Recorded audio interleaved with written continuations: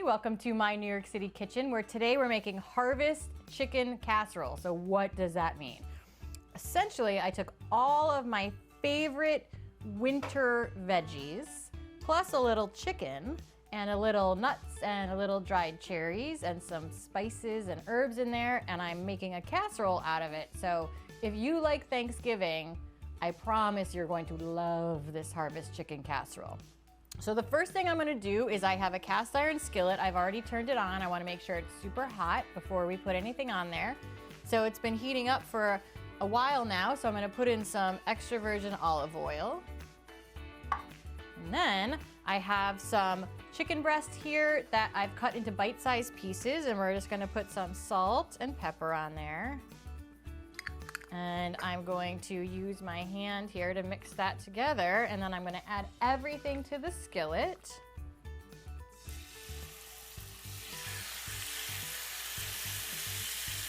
And I'm going to wash my hands.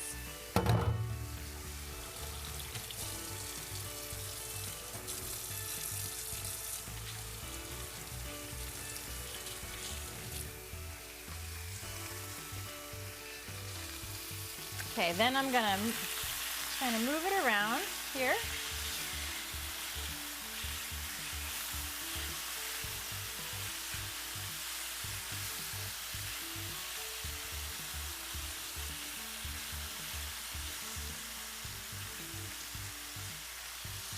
And I'm just gonna cook it so that the outside is cooked. We don't need to cook it all the way through. We just wanna get it started and get it kind of starting to brown and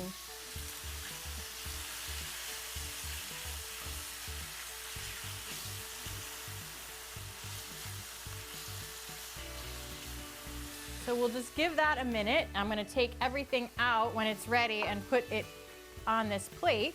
But then we're gonna add in, we have sweet potatoes diced, carrot diced, onion diced, Brussels sprouts quartered, and I've got some dried thyme, dried sage, salt and pepper. So this is going in next.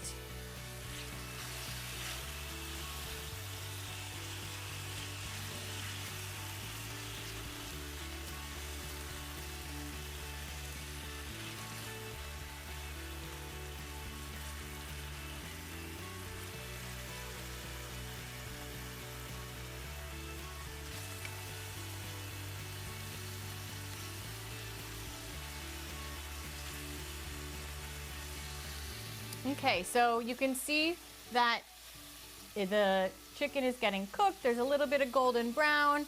I'm gonna pull it out.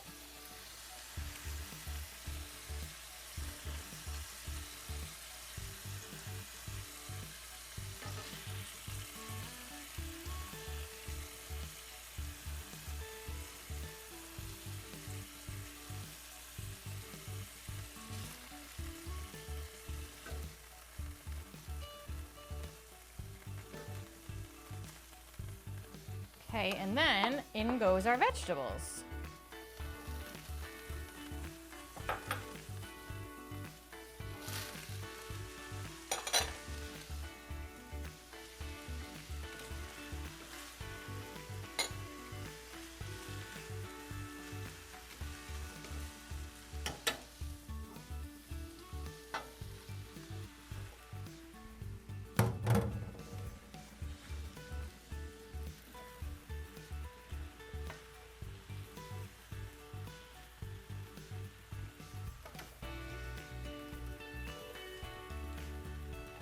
Okay, and I have, again, salt, pepper, dried sage, and dried thyme. That's gonna go in there.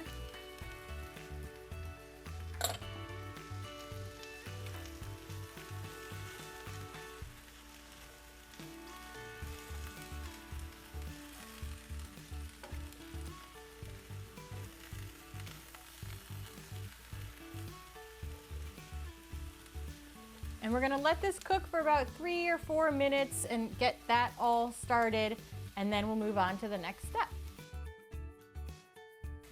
Okay, so I have a cup of chicken stock here. I'm gonna add about a 1/4 cup of it first and deglaze the pan. So what that means is a little bit of liquid. It could be water, it could be stock, it could be wine, and that's gonna, a small amount will kind of boil very quickly, and you can scrape up any of those brown bits that might be stuck on the bottom of your pan. And those are super delicious. We wanna make sure that we get all of those and we don't want them to burn. So in goes a little. Then mix everything around. Beautiful. Perfect. And we're gonna put the rest of it in. And then we're gonna add back our chicken and all the chicken juices. We're gonna mix this all together. Also, I have my oven preheated to 400 degrees Fahrenheit. So that is the final part of our casserole. Okay, so then I have my dried cherries. You can use dried cranberries, you can use raisins, whatever you like. I just very much like dried cherries.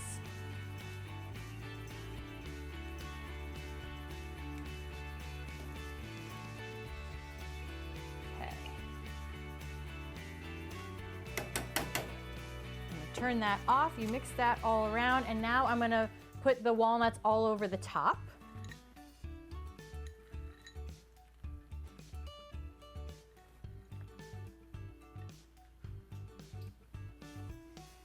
And then we're gonna cover it with foil, and I'm gonna bake it at 400 degrees for about 10 minutes, and then I'll take the foil off and we'll bake it for another 5 or 10 minutes until those walnuts are golden brown on top.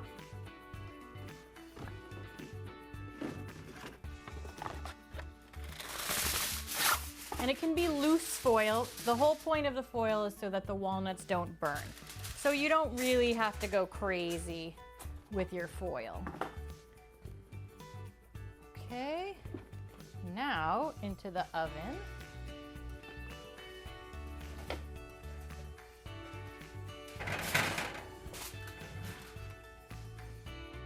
All right, so we'll see you back here in about 20 minutes. Okay, I'm so excited. Our harvest chicken casserole should be ready to go. We cooked it for 10 minutes with the foil on and then 10 minutes with the foil off. So let's grab it out of the oven. Ooh, it smells so good.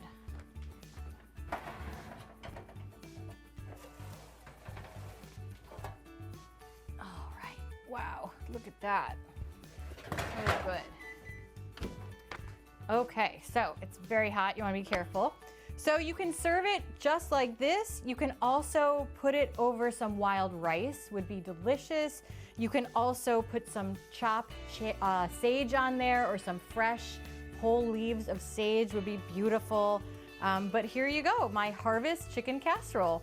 Once again, I'm Abby. Thanks for watching, and we'll see you next time. Bye.